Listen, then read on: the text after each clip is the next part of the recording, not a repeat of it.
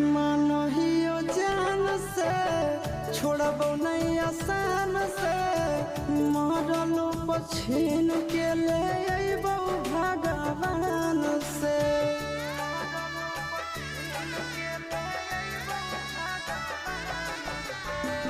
मानहियो जान से छोड़बो नहीं आसान से मरलो पछीन के ले